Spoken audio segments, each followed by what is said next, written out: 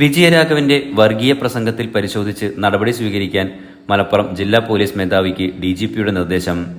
തിരൂരങ്ങാടി മണ്ഡലം youth league president UA Razak നൽകിയ പരാതിയിലാണ് നടപടി.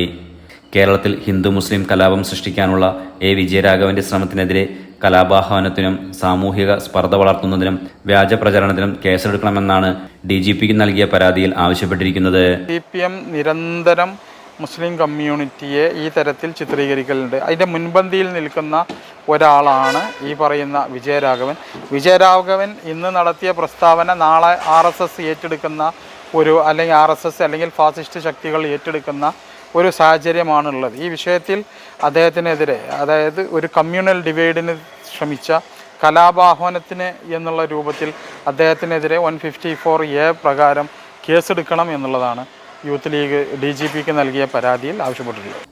Enlight news, Tirurangadi.